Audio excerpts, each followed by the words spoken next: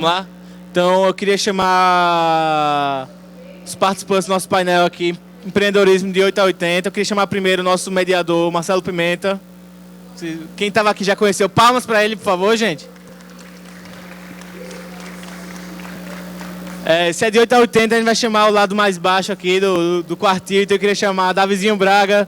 Palmas para ele, por favor, gente. Empreendedor.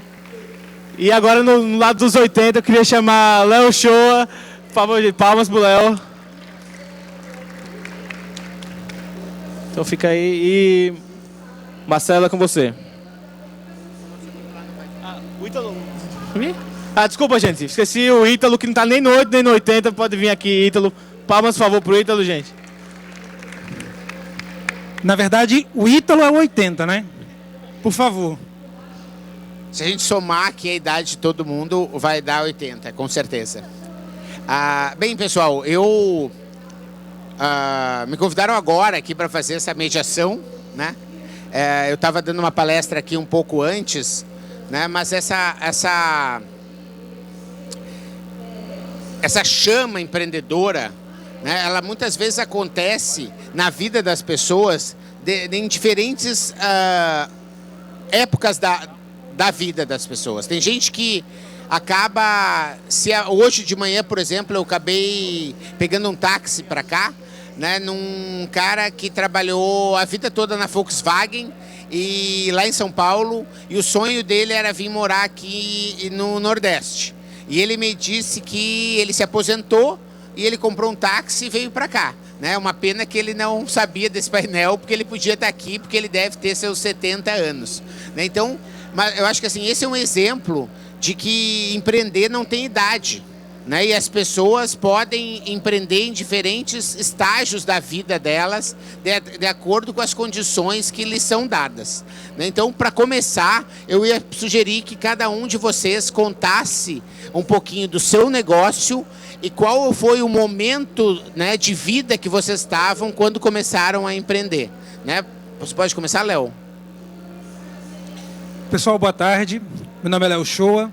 Vou contar um pouquinho. Na verdade, eu vou começar o inverso. Quando eu parei de empreender. Tá? Quando eu estava com mais ou menos 33, embora não pareça ter tanto, né? Mas há 3, 4 anos atrás, eu recebi um convite para ir para fora do Brasil. Eu já empreendo desde os 17 anos, já é muito novo. E aí eu fiquei numa situação bem complicada. Aceitar o convite de morar num lugar distante, tá? Para não empreender ou continuar do Brasil empreendendo. E isso foi a maior virada na minha vida e prova também que o empreendedorismo ele pode acontecer de diversas maneiras. Não é o fato de você estar dentro de uma empresa, estar trabalhando para alguém. Se você tiver mente empreendedora, dá certo. Foi exatamente o que aconteceu. Fui convidado para fazer parte de uma empresa, para trabalhar numa empresa na China, em Pequim, onde eu morei quase 3 anos. Eu voltei para o Brasil, passei um tempo na Europa ainda. E essa empresa depois, ano passado, eles me convidaram para ser sócio da empresa. Hoje eu faço parte, chama Bauman. É um grupo de empresas, a gente tem escritório em Pequim, tem empresa em Hong Kong, Padova na Itália e aqui em São Paulo, se tudo der certo, Panamá. Então assim, a empresa trabalha com missões internacionais e consultoria internacional.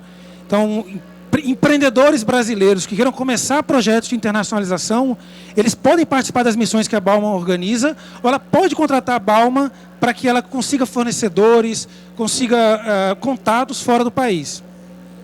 E o que é legal dessa questão do empreendedorismo de 8 a 80 é que eu acredito, não sei aqui, mas eu acredito que tem muitos executivos de grandes empresas com medo de sair, de largar para empreender. Então, se você já entra numa empresa com a mente empreendedora, você não tem medo. Acho que o empreendedorismo já acontece naturalmente. A própria empresa reconhece. No meu caso, foi bem assim. A empresa reconheceu e a gente está com vários projetos aí tocando para frente. Legal. E você, Davi? Quando decidiu empreender, por que você começou a pensar, a criar um negócio próprio? Eu comecei não faz muito tempo. Desde sempre, desde que eu nasci, eu sempre tive essa chama empreendedora dentro de mim. Meus pais são empreendedores, meu pai é investidor anjo criou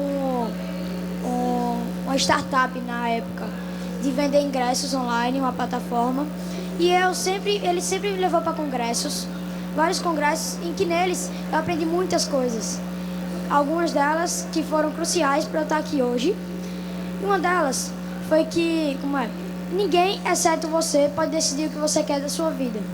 Então, vocês, empreendedores, sempre enxerguem o mundo além do que você vê. Saia da sua cena de conforto e sempre se expandam. Às vezes, a resposta aos seus problemas está na porta da sua casa e você não consegue ver.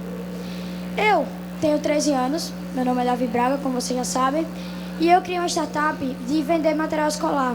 Os clientes entram, botam seu estado, sua cidade, sua escola e sua série, e ele baixa automaticamente a lista escolar completa. Ele tem o controle total da lista, onde ele pode desmarcar o que não quer, adicionar itens que não tenha na sua lista. Assim que ele fecha a compra, a gente envia o pedido para a loja parceira. A loja parceira faz a logística de entrega, separa o material e entrega na casa do consumidor o material escolar completo. O material escolar completo. Isso não foi a minha primeira... Isso não foi a minha primeira empreitada, como eu chamo empreendedora. No começo, eu fui em uma viagem internacional e comprei um pote de chiclete. Nessa viagem, eu comprei um pote de chiclete e escolhi os meus pais. Eles não sabiam. Quando eu cheguei em Maceió, eu comprei o pote por $5 e comecei a vender cada chiclete por 25 centavos. Vendi tanto que o inspetor do colégio disse que eu estava proibido de vender chiclete no colégio. O que eu fiz? Sempre pensando, dei alguns chicletes para ele e ele fez vista grossa para mim. Aí eu continuei e os chicletes acabaram. Como eu tinha comprado chicletes fora, eu falei minha primeira empresa. Então, eu sempre pensando em empreender, criei a segunda empresa, Maria's Cupcakes. Que eu tenho uma irmã que ela sempre foi prendada na cozinha. Ela sempre fez bolos, cupcakes, pastéis. Qual a idade dela? Ela tem 10 anos. Ela sempre fez bolos, pastéis, várias coisas. E eu, Maria, vem cá, Maria é o nome da minha irmã. O que você acha de você fazer cupcakes e eu vender na escola? Ela, tudo bem, eu vou fazer. Ela fez o cupcake na mesma tarde que eu disse pra ela. Ela começou a fazer, aí ela fez. E eu chamei minha mãe e meu pai pra gente provar o cupcake. Ficou horrível, horrível. Não dava pra comer, dá vontade de jogar pela janela o cupcake. Então, Maria, você tem que aprender a fazer, você tem que criar sua própria receita, porque é uma receita que já tem na internet, muitas pessoas podem copiar e fazer igual. No outro dia, ela chamou a gente de novo para experimentar os cupcakes.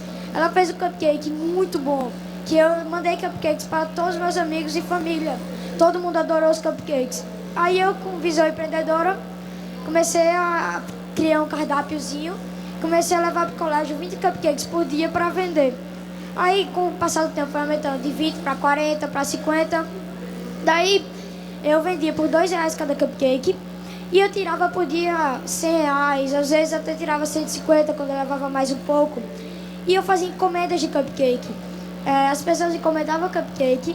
E o cupcake de encomenda não era R$2, era R$3. Pois ele era mais bonito, ele era arrumado, vinha numa embalagenzinha bonitinha. E eu vendia por R$3. Teve uma vez que um professor saiu do colégio. E todas as salas fez festa para ele de despedida. Nesse dia, eu lucrei R$500 só com cupcake. Porque todas as salas encomendaram meu cupcake. Meu cupcake começou a ser falado na escola inteira. E falou tanto, e eu vendi tanto, novamente, que a diretora do colégio chamou meus pais para conversar e eu também. Dizendo que, novamente, eu estava proibido de vender, só que dessa vez eu não podia dar um cupcake para ela liberar, pois era a diretora da escola. Então, o que eu fiz?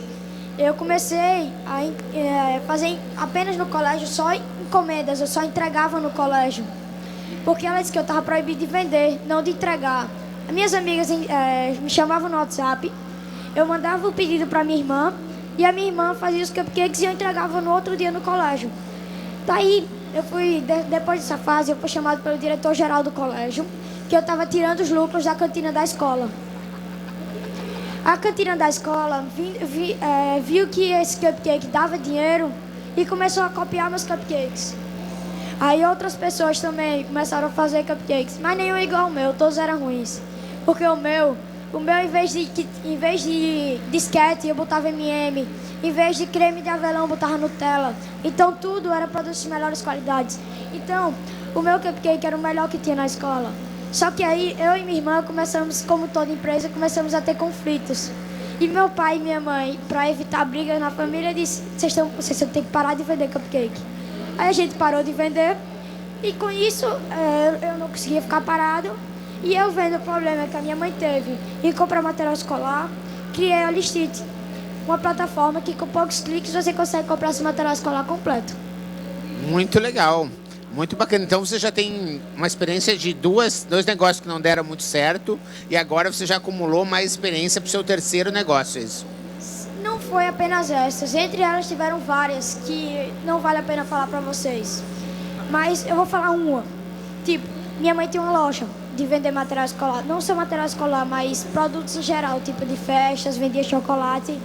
Aí um dia eu peguei lápis, borracha, estojo e comecei a vender no colégio individual. Tipo, eu chegava pra pessoa, o estojo era R$5, eu vendia por 10. Aí eu comecei a lucrar, teve outras. Eu fazia bolão no colégio de jogo do Brasileirão. E eu pegava 15% de cada bolão, é a taxa de gerenciamento do bolão. E teve várias outras coisas que eu lucrei muito dinheiro nesse tempo. Então, não só essas, mas muitas outras. Eu fui acumulando experiência, fui, como sempre, aprendendo novas coisas e conhecendo as pessoas que me possibilitaram estar aqui hoje e criar a minha startup. Que, com certeza, eu dependo muito dos meus mentores, que eles me ajudaram bastante. Legal, depois a gente vai continuar a conversa. Vamos passar o microfone para o nosso terceiro convidado, contando um pouquinho a história dele e do negócio que ele representa e qual o momento de vida quando você decidiu empreender. Bom, para quem não viu no outro painel, meu nome é Ítalo, tá? E eu comecei com um negócio aos 23 anos. Hoje eu não tenho mais, não sou tão mais velho assim, tá? Faz 4 anos que isso aconteceu, mas basicamente eu passei 5 anos antes disso trabalhando para uma empresa. Eu sou formado em engenharia de produção e eu passei 5 anos trabalhando para uma empresa sendo gerente de lá. Só que eu decidi que não era aquilo que eu queria fazer para o resto da minha vida. Não tinha as oportunidades que eu queria, não era da maneira que eu imaginava. Eu era gerente, acima de mim tinham apenas os sócios, tá? E eu não via nem oportunidade, nem eu gostaria de ser sócio daquela empresa, então vi que não era o certo eu ficar por lá. Saí, num primeiro momento eu procurei outras oportunidades, só que das duas coisas que eu procurava na oportunidade, um trabalho extremamente instigante, que a pessoa acorda todo dia com vontade de fazer, ou que pagasse bem, eu não encontrava nenhuma das duas, tá? Só era chamado para trabalhos ruins e que pagavam pouco. Muito porque o mercado de onde eu venho, eu sou de Natal, na área que eu atuo, que é engenharia de produção, não é tão conhecida assim essa área da engenharia. Então eu percebi que como eu não encontrava a oportunidade que eu gostaria, eu teria que criar a minha, tá? E uma vontade que eu tinha muito tempo já de abrir uma empresa, mas que eu planejava ser lá para frente, talvez mais perto dos 80. Mas eu vi que eu precisaria, se eu quisesse trabalhar como eu queria, montar e começar já naquele momento. Chamei um colega que também é engenheiro de produção, e hoje ele montou um negócio faz 4 anos. E hoje ele já é o maior do Rio Grande do Norte no setor. E até hoje, isso é uma coisa que talvez o pior que eu acho em empreender é que toda semana eu recebo um e-mail da minha mãe ainda com vaga de concurso público, tá? Que é uma coisa que eu nunca quis fazer, tá? Nunca tive vontade, não gosto do estilo, nada contra os servidores públicos, tá? Se tiver algum aqui, mas não é uma coisa que me motiva a fazer. Mas aparentemente nem todo mundo entende isso, tá? Essa é uma falta que eu sinto na educação brasileira, de uma forma geral. Essas lições sobre correr risco, sobre saber correr risco principalmente, tá? A vontade de trabalhar, que a gente não aprende em série nenhuma da nossa educação. Isso acaba sendo uma lacuna muito grande na formação brasileira, tá? Que agora a gente está com a geração que está começando a mudar isso, a entender essa necessidade. Muito porque está um pouco mais fácil começar um negócio hoje. Você tem a opção de startup, que em tese você precisa de menos recursos do que abrir uma empresa tradicional antigamente, tá? Mas é um movimento que precisa ter força e precisa começar bem cedo. Tá? Então, E essa empresa que você criou, afinal, do que é? é uma empresa de consultoria empresarial. Então a gente faz consultoria em gestão. A gente aproveitou a formação que a gente tem como engenheiros de produção e hoje a gente presta consultoria em todas as áreas de gestão de uma empresa. Tá? E a partir daí abriu outras portas. Tá? Então hoje a gente tem uma aceleradora lá em Natal, tá? Que mexe com outros empreendedores. A gente tem empresas na área ambiental, tem empresas na área tecnologia da informação, mas todas a partir de oportunidades que foram sendo vistas no mercado. E que muito em função da gente estar no ramo que está, que é esse de gestão. Como você não tinha uma experiência anterior de empreendedor, como você acha quais foram as suas principais dificuldades na hora de iniciar um negócio? Tudo. Porque é muito diferente, apesar de você estar num ramo parecido. Antes eu era gerente de uma empresa, então eu tinha que lidar com recursos humanos, eu tinha que fazer planejamento, eu tinha que usar ferramentas que melhorassem a empresa de uma forma geral, que eu continuo fazendo, só que agora a gestão de recursos humanos tem que ser feita é muito diferente, tá? Qualquer problema é com você, não é mais com a mulher do RH. Qualquer fornecedor vai reclamar com você, não é com o cara do financeiro. Então, contato com o contador, contato com outras empresas que podem vir a ser clientes, ser parceiros, ser fornecedoras.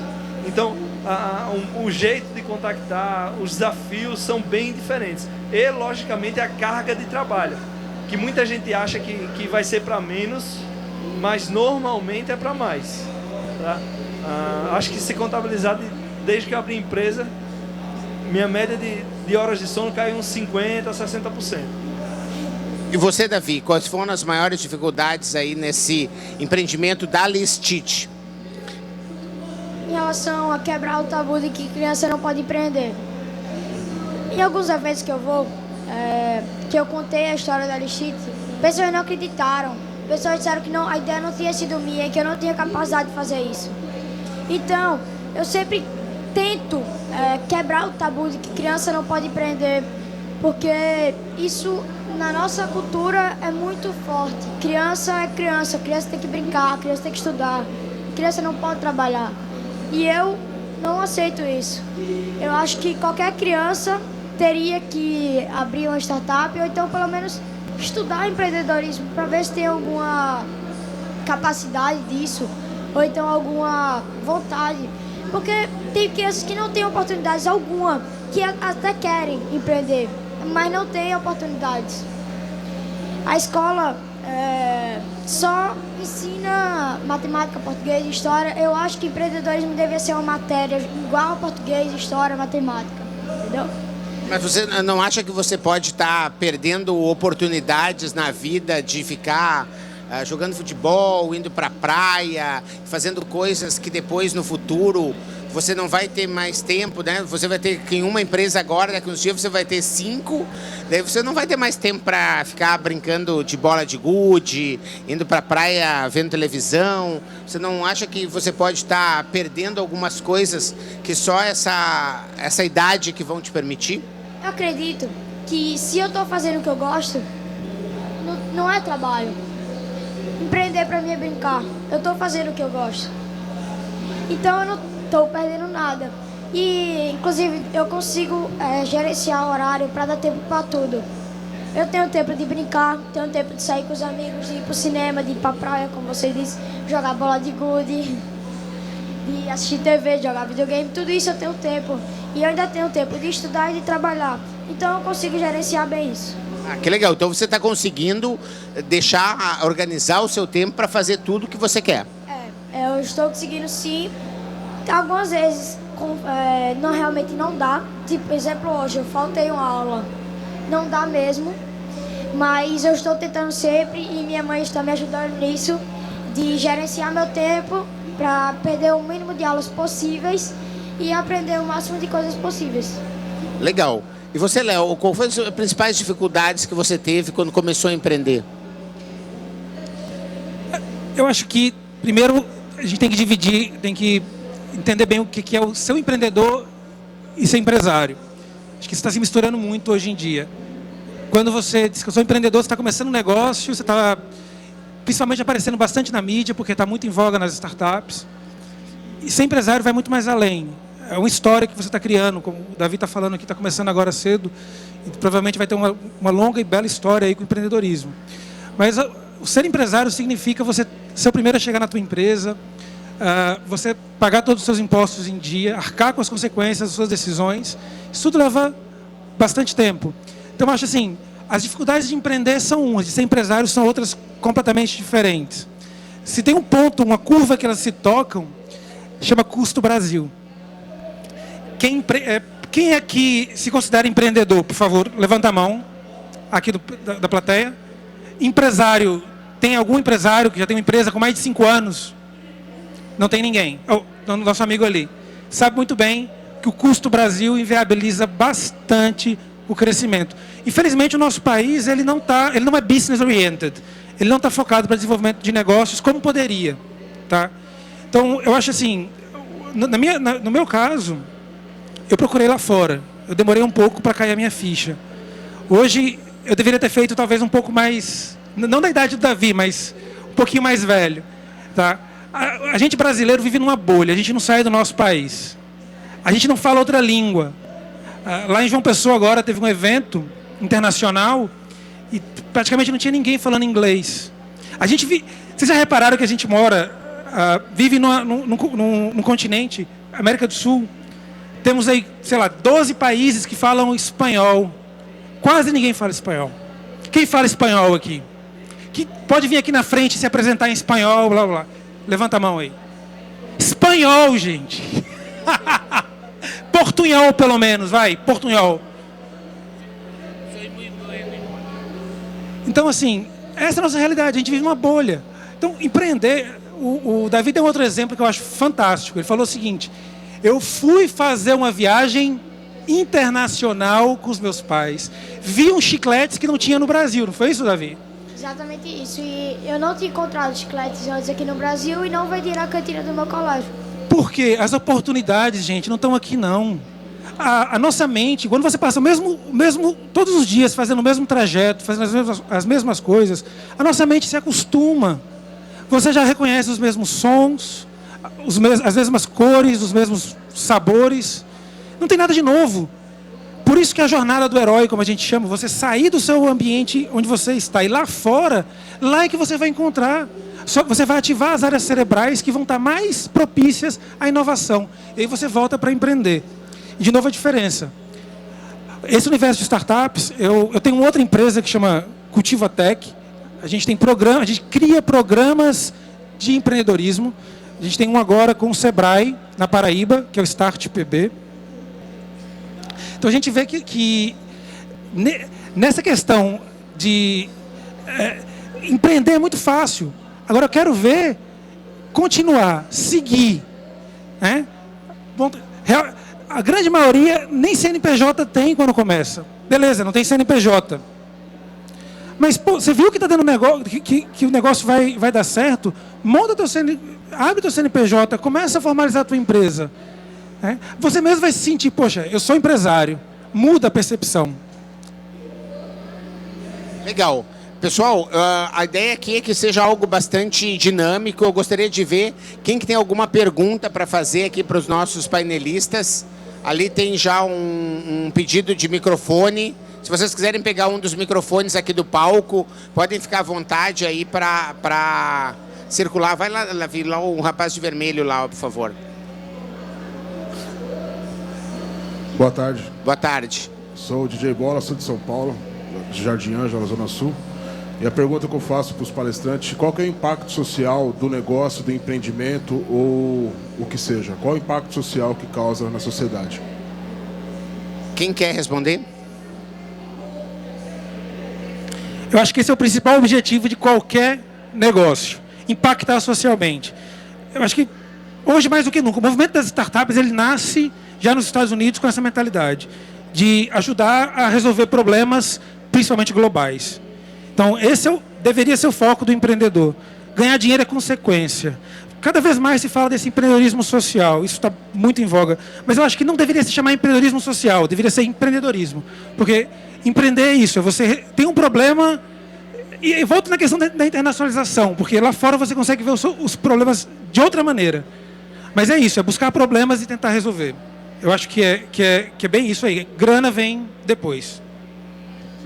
A minha opinião é que todo negócio que não tiver um benefício social, ele vai falir. Por exemplo, o negócio do Davi, ele ajuda as pessoas a melhorar a lista, a compra de material escolar por conta dos pais. Eu já vou deixar você falar.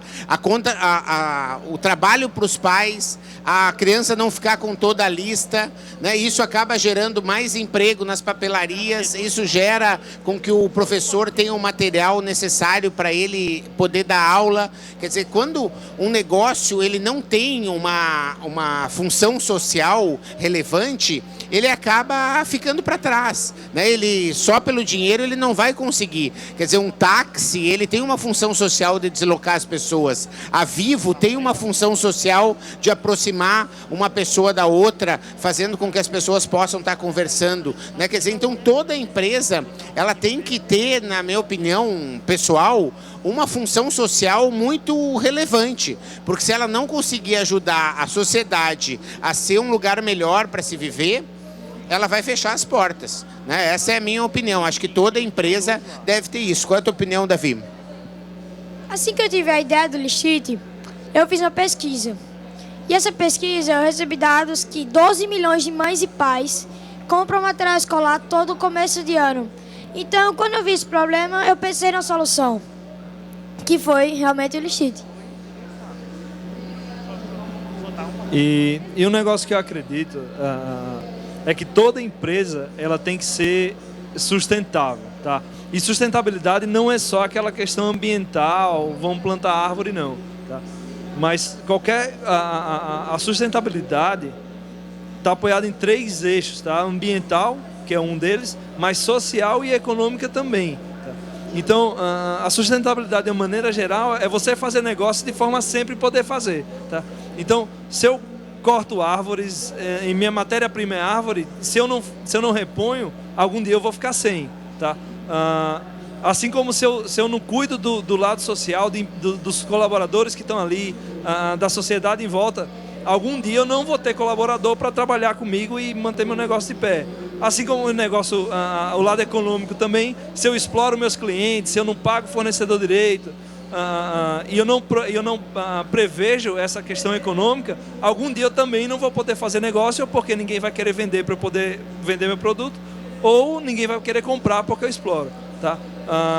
Então, se não for cuidado bem desses lados, incluído o social, e não só social, digamos assim, que a maioria das pessoas pensa fazer caridade, tá? Mas a questão do colaborador ser bem visto, ter uma remuneração interessante, ter oportunidade de crescimento, isso aí eu acho que é fundamental para qualquer empresa.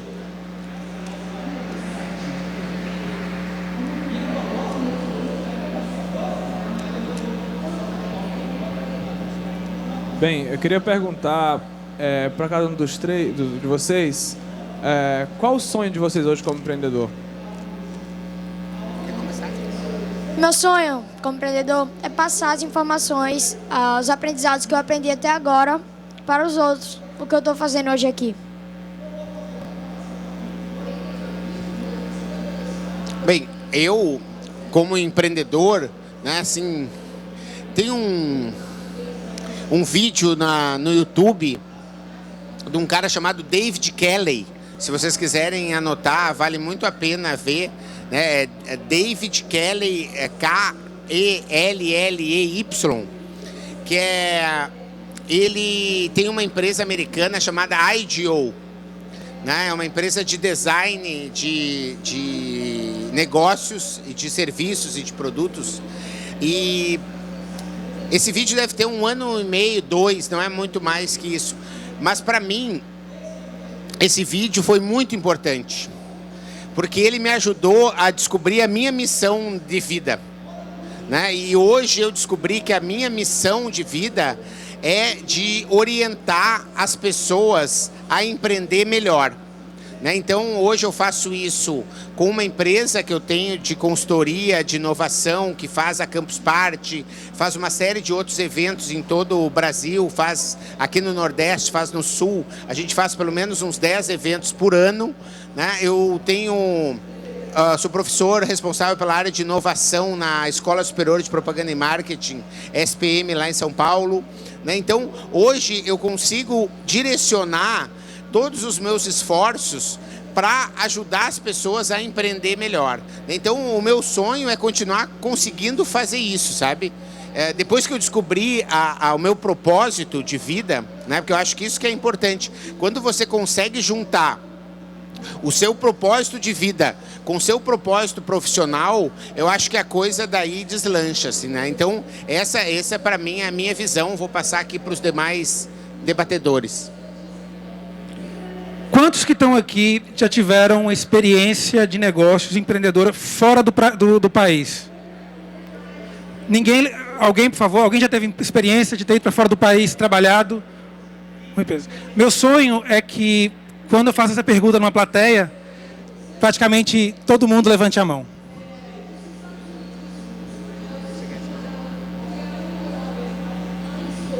Eu confesso que isso aí eu ainda estou montando, tá?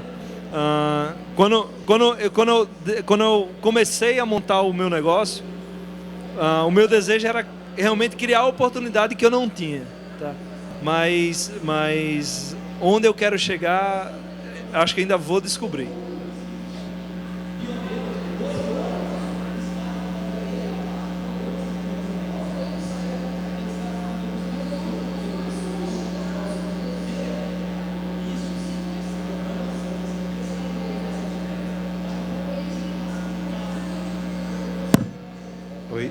Oi.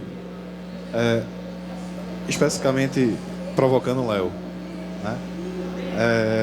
Léo, você falou bastante aí do sair do Brasil, que a gente vê fora, e eu concordo contigo, mas eu faço uma ressalva, né? Nós somos um país muito grande. Eu já ouvi a expressão que nós somos muitos Brasis dentro do Brasil, né? E uma coisa que eu vejo antes, não sei se seria antes, mas como parte desse processo de enxergar lá de fora, talvez não fosse o caso também de nós enxergarmos além do nosso próprio umbigo, ou seja, além porque às vezes, quais são as oportunidades que existem em Pernambuco, que eu moro aqui, né? Eu estive em Manaus agora no começo do mês, né? Passei uns dias lá, e assim, você anda em Manaus, cara, você quer comprar um bolo, você quer fazer uma festa, você quer uma padaria para ir lá, você começa a descobrir uma porrada de oportunidade.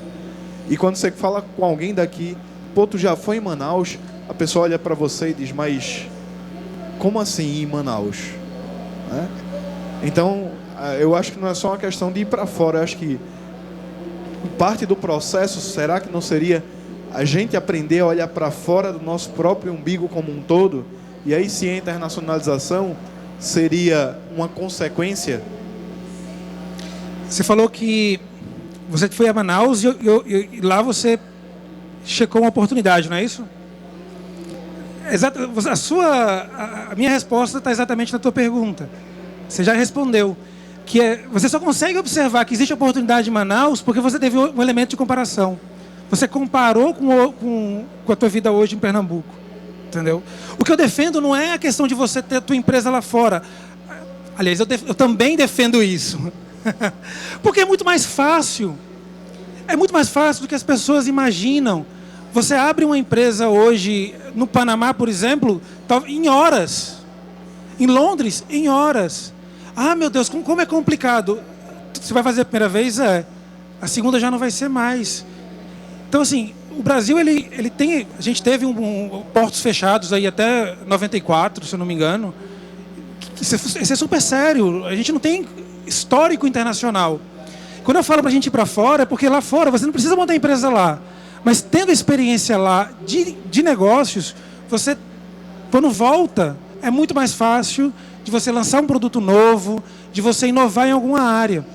Então, se você pegar praticamente quase todos os cases de sucesso, você teve o cara que saiu de onde ele estava, por algum motivo, foi para fora, que a gente chama de novo de jornada do herói, e quando ele volta renovado. E aí ele empreende, e aí ele muda. Então, esse pode ser, eu considero isso até uma armadilha, na verdade. Você pensar, poxa vida, eu vou fazer sucesso, eu vou para a Argentina, vou para o Panamá, vou para o Chile, quando eu conquistar o Brasil.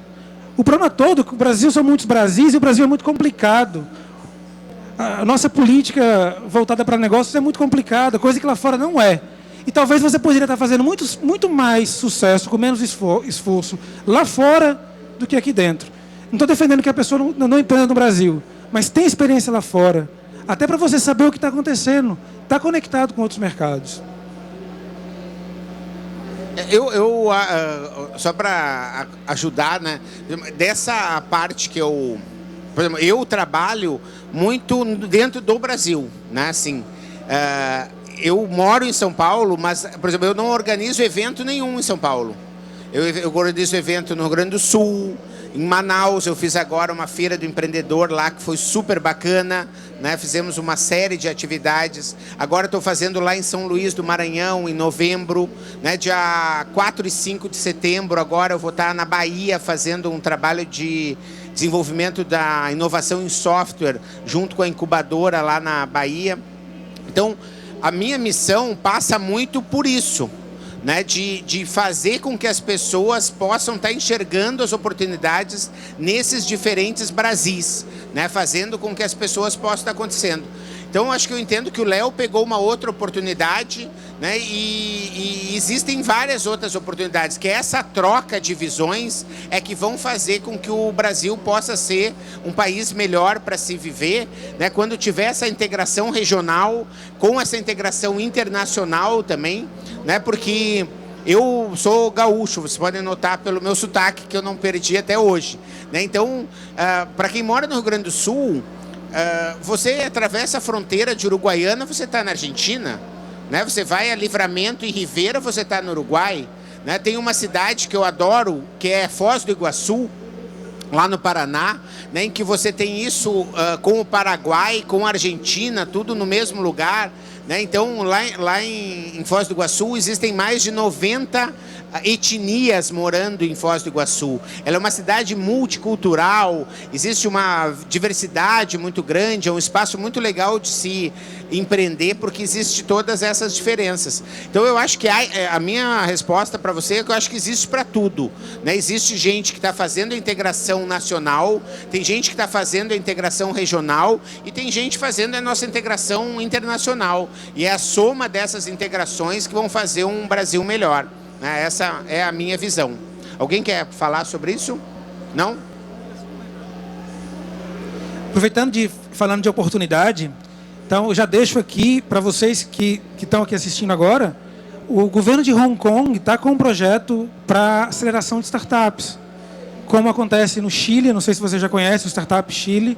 Então o governo ele cria um incentivo, um ecossistema de startups, de inovação, na verdade. Então convida os empreendedores para passarem 6 meses naquele país, dão uma bolsa, uma grana para o cara se manter e desenvolver o produto dele lá. Então você fala, poxa, Hong Kong é um hub, talvez um dos maiores hubs econômicos e financeiros do mundo hoje. Então lá você tem uma população que fala inglês, você tem bancos a teu dispor, você tem as grandes empresas circulando por ali. Então, acho que nunca teve empresa brasileira que foi ser acelerada em Hong Kong. Se vocês que estão aqui vão lá, preenchem e são selecionados, quando vocês voltam daqui a 6 meses, nós somos a primeira empresa acelerada em Hong Kong. Já é um grande diferencial. você já volta com uma experiência completamente diferente. Só quem viaja entende qual é a diferença. O que você volta não é com presente, não é com as experiências que você teve lá. Você volta mudado. Quem é o próximo? Boa tarde, eu sou Francisco Fonseca, eu trabalho no Sebrae e a gente está falando de empreendedorismo dos 8 aos 80. E na fala de cada um, eu tive uma percepção, né? E até queria só fazer um comentário, que é justamente a respeito da educação que a gente tem durante toda o ensino médio, a própria graduação, né? Que a gente não tem essa disciplina empreendedorismo. E a gente sabe que quando você está fora do país, você vê alguns países mais desenvolvidos, você vê que a criança é treinada, é desenvolvida a ser um inquisitor. Por quê? Porque até ele se saciar com a resposta, enquanto no Brasil, se o menino fizer 2 porquês ou 3, menino, cala a boca, por favor, que você está perturbando, né? E na fala dos 3, a gente percebe assim que a gente não tem essa educação, né? Que tem que ir fora. E até um comentário que eu vou fazer, eu acho até um absurdo uma escola, né, não perceber o espírito empreendedor, né, querer tolher, ao invés de pensar, bom, ele está fazendo a parte dele, cabe à cantina agora melhorar o produto que ele tem, né? Então a gente já vê que isso vem já do sistema feudal, né? Aquele negócio, você tem que fazer aquela coisa bem. Então a solução seria, e hoje uma das soluções que a gente vê muito é a tal da startup. Não, você nunca foi empreendedor, você nunca viu nada, e a tábua de salvação hoje é startup. Só que você não tem aquele perfil, nem teve a instrução para tal. Então, uma perspectiva de curto prazo seria essa startup. E aí vem a pergunta. Para a gente melhorar esse sistema de empreendedorismo, seria a inserção? E se a gente tem esse tempo para reeducar o povo inteiro a partir da infância? Se a gente ainda está nesse tempo, a gente já tem essa velocidade? Francisco, né? Você falou da questão lá de fora do empreendedorismo, e eu me lembrei de um fato interessante. Teve uma propaganda, se eu não me engano, do HSBC, que mostrava uma criança que bota um menino, talvez a idade do Davi, com uma banca de limonada na frente da casa dele. Ele, usando o sistema do banco, acredito que seja do HSBC, ele poderia receber pagamento em renminbi, em yuan, em dólar, em euro, que seja. Essa propaganda veiculou no mundo todo. Adivinha o que aconteceu no Brasil? Foi proibida. Porque incentivava o trabalho infantil, tá? Então, assim, como você mesmo colocou, o pensamento empreendedor, ele não é interessante que seja desenvolvido pelo governo. O governo não tem interesse que seja desenvolvido. Ou não tinha. Acho que agora a coisa está mudando. O Sebrae tem um papel super importante nisso daí. Eu vejo na prática. Eu tenho um programa com o Sebrae, eu vejo quanto o Sebrae está pensando, preocupado com isso. E, de novo, a gente não tem como recuperar o cara... Bom, como é que eu coloco isso? Não tem como recuperar totalmente essa galera que não passou pelo empreendedorismo na infância. Mas tem sim como incentivar o programa de educação empreendedora e que o cara experiencie na prática, isso, pelo menos ele tenha conhecimento básico ou mínimo de empreendedorismo. Ele vai dizer assim, poxa vida, eu prefiro ser funcionário público, eu prefiro ser funcionário que seja, mas eu experimentei, eu tentei, e tentei várias vezes, porque a experiência mostra que para se ter sucesso com empreendedorismo, não é só no Brasil não, gente. É no mundo inteiro. Onde você for, China, Europa, você tem que tentar várias vezes. Você vai errar, vai aprender, vai cair, vai... Então, é uma decisão pessoal. Pensando aqui agora também, Francisco, eu acho que tem muito do próprio indivíduo. Ele não quer empreender. Porque hoje, com a internet, você tem muito material, e-books gratuitos, tem tudo. Você pergunta, as pessoas leram? Você pergunta para o pessoal, tem alguém de startup aqui? Eu não vou perguntar para vocês, tá? Que eu sei que vocês são aplicados. Mas, se você pergunta para as pessoas de startup se eles já leram a bibliografia básica, já leu o Startup Enxuta? Não li. Caramba, o mínimo, você sabe o que é Lean Startup? Não sei o que é Lean Startup. Não sei o que é Customer Development. Não sei o que é isso. Caramba, como é que você está... Sei lá, você está começando a trabalhar agora com startup, você não sabe o mais básico. Então a gente tem uma deficiência, eu vou dizer assim, não é educação empreendedora, a gente tem uma deficiência em educação. E aí só um exemplo que demonstra toda essa questão da infância, que a pessoa não tem. São casos bem pontuais, até hoje, tá? Que a pessoa consegue essa noção empreendedora. O meu sócio, o pai dele era diretor de alguma indústria, alguma coisa assim, ele já morou em vários lugares, era de Goiás, Campina Grande, Natal, já foi para São Paulo, já voltou. Então em casa ele tinha esse exemplo, assim como o Davi tem também com o pai dele. Os meus pais são professores, os dois, tá? Até entrar na universidade eu entrei em engenharia de produção, um curso de gestão, sem saber nem o que era engenharia de produção, tá? Não por causa do curso, mas por causa das experiências que eu tive. A partir do segundo semestre eu consegui estagiar já. Das experiências que eu tive me mostraram que existe esse outro lado, existem oportunidades que a pessoa pode abraçar, existem modos que você consegue atingir os objetivos que você quer com esforço, e enxergando oportunidades e preenchendo essas oportunidades. Meu sócio, desde os 16 anos, se eu não me engano, ele investe na bolsa. Com o dinheiro dele, ganha dinheiro, o pai orienta, o pai deu algumas dicas para ele, mas desde 16 ele é por conta própria, tá? Porque ele teve essa educação em casa. Então, muitos dos que têm hoje essa noção empreendedora foram por esforços pontuais, por questões pontuais. Mas existe a necessidade de a gente fazer isso da base, com todo mundo tendo esse tipo de conhecimento. Léo falou do Sebrae, outra fundação, não sei nem o que é, instituição, ONG, não sei, importantíssima, que nem todo mundo conhece, chama Junior Achievement, tá? Que é uma instituição internacional que tem a intenção de fomentar o empreendedorismo. E eles têm programa desde os 8 anos, se eu não me engano. Então eles entram nos colégios e já ensinam sobre educação financeira, sobre risco, sobre empreender, tá? Esse semestre, infelizmente, eu não consegui continuar como voluntário, mas eu passei acho que 1 ano e meio, 2 anos como voluntário de Junior Achievement lá em Natal, tá?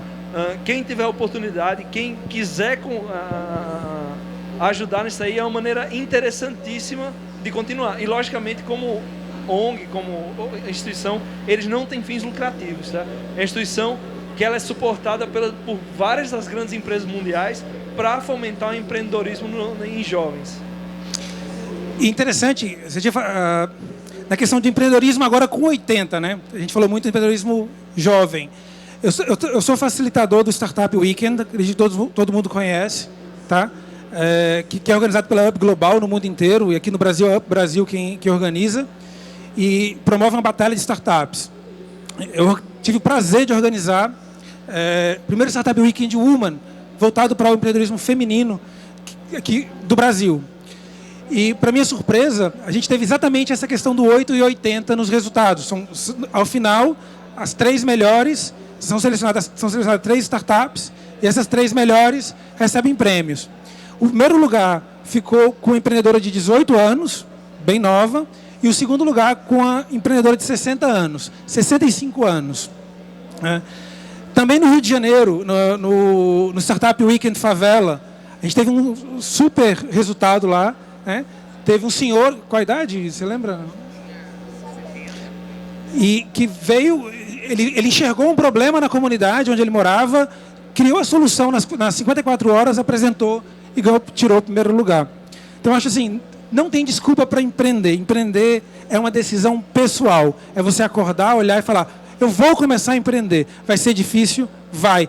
Se você pensar bem, qualquer profissão que você decidir hoje, se você quer ser um programador e vai começar agora, caramba, você tem pelo menos aí uns 5 anos de estudo para começar a ser um bom desenvolvedor.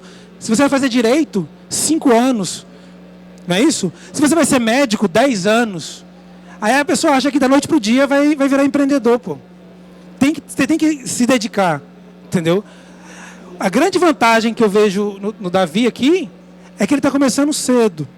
se a gente tivesse mais incentivo na escola para que as crianças começassem a pensar em empreendedorismo, não só em grana, mas em desenvolver soluções para problemas, nós vamos ter adultos lá na frente mais empreendedores. Eu acho que é importante também dizer que não precisa só você criar só startups, né? Quer dizer, porque a startup é um modelo que tem que ser repetível, escalável, né? É muito mais difícil criar uma startup do que criar uma banca de cupcakes, ou de uma loja de sucos, ou de uma nova padaria. E isso é também empreender, gente. A gente precisa de inovação no empreendedorismo em geral, sabe? Não é só startup que a gente precisa no mundo. A startup é um tipo de empresa que tem muito a ver com base tecnológica, enfim, né, e tem a ver com esse espaço, mas empreender pode ser em qualquer área do conhecimento e tudo está valendo a pena. Né? A gente precisa de mais livrarias, mais cinemas, mais bibliotecas, mais lojas de roupa, mais um monte de coisa. Então não precisa ter só criando startup aí para poder fazer. Né? E acho que só ainda em cima dessa questão da educação, né? O Brasil é muito... Essa cultura realmente brasileira, ela é muito perversa com relação a isso. E acho que, se você for ver uma história em quadrinho do Walt Disney, é comum você ver o Guinhos, o Zezinho e o Luizinho vendendo limonada no verão para comprar coisas, porque isso tem a ver com a cultura americana de... empreender desde cedo, né? Eu acho que o Davi aí é nosso representante aqui nessa mesa para mostrar isso, né? E também só um adendo antes das palavras finais, que o nosso tempo está encerrando, falar do esforço que o Sebrae tem feito e que, pelo que eu sei, já está agora prestes a ser aprovado, de botar o empreendedorismo como cadeira obrigatória no ensino regular. Né? Então essa é uma batalha que começou com o Okamoto, né, e faz uns 12 anos, e isso foi trilhando lá todas as burocracias de Brasília, e muito provavelmente agora eu acho que em 1 ou 2 anos o empreendedorismo já vai ser disciplina obrigatória em todas as escolas, e isso vai ajudar bastante aí a mudar essa realidade. Eu chamaria agora um convite para as palavras finais aqui dos nossos debatedores, porque a gente precisa encerrar esse painel. Vamos deixar o Davi por último aí. Vamos, Léo, pode começar? Eu hoje de manhã estava no outro painel e acho que eu vou deixar a mesma mensagem que eu deixei para a galera lá mais cedo, né? Que saia do Brasil. Não é saia do armário não, tá? Se quiser... Mas, gente, saiam do Brasil, tá? Não faltam oportunidades. Quem está na universidade tem o programa Ciências Sem Fronteiras. Estão devolvendo grana lá, não tem gente para ir. Por que não tem gente? Porque todo mundo quer ir para os Estados Unidos, quer ir para Londres. São economias maduras, não tem negócio aí, gente. Tá? A gente tem que estar mirando BRICS. Tá? A gente tem África do Sul, a gente tem Índia para ir, tem Rússia para ir. Tá? Fora isso, ainda tem N11, que o Goldman Sachs elegeu como os países que vão substituir os BRICS. A gente aqui era para estar indo para Istambul, na Turquia, para ir para o Vietnã, para a Malásia, Singapura. É lá que a gente vai conseguir ter destaque. E quando você volta com essa bagagem, você volta diferente. Então é isso, gente. Não perca a oportunidade. Não existe desculpa. É fácil. Não vou dizer que é simples, nem... Cada um tem sua limitação, mas se tiverem oportunidade, vão para fora, experimentem, se joguem. Eu vou fazer a minha aqui, eu acho que assim, vai para o exterior, mas vai para Foz do Iguaçu, vai para Manaus, vai conhecer Bento Gonçalves, vai conhecer Salvador, vai conhecer o Brasil inteiro, porque, né, é desse mix que vai vir a coisa, né? Então, só repetindo algumas palavras que a gente foi falando aqui nesse tempinho, tá? Muito do que você vai conseguir como empreendedor, melhorar a sua empresa que você vai montar, o que já tem, mas pegando experiência de outras pessoas, tá? Então, quem tem experiência, e como eu falei da questão dos esforços pontuais de professores, de pais, de conhecidos, de passar essa noção de empreendedorismo, já que hoje a gente não tem, não sabia nem que essa lei estava para sair, excelente, mas já que a gente não tem nada formal hoje no Brasil, o jeito é a gente ter esses mentores, digamos assim, que fazem esse fomento, esse incentivo, tá? Então, se você é uma pessoa que tem essa experiência para passar, que tem algum conhecimento, seja numa área específica, seja na empresa como um todo, vamos passar isso adiante, tá? Porque um ecossistema, um ambiente que tem muitas empresas interessantes, que tem empresas nascendo com potencial, vai tornar um ambiente mais propício para negócio para todo mundo, tá? Léo falou em países, mas até em regiões, em bairros, uma empresa que está inserida num bairro que não tem outras empresas, a probabilidade de desenvolvimento e de crescimento é bem menor, tá? Então, muita gente acha, mas eu vou passar isso de graça, vou estimular a concorrência. Não é concorrência, você vai estar estimulando a economia de uma maneira geral, tá? E só com a economia de uma maneira geral crescendo, as empresas vão estar bem apoiadas para continuar o seu próprio desenvolvimento, tá? E aí vai possibilitar crianças de 13 empreendendo, pessoas com 70 empreendendo, pessoas com 20, com 40, com 50, num ambiente favorável e que possa fornecer sustento para elas se desenvolverem. A mensagem que eu trago para vocês é muito rápida. É o seguinte: nunca é cedo, nem nunca é tarde para tirar a sua ideia do papel para fazer acontecer. Vamos juntos, vocês jovens, vamos juntos mudar esse Brasil?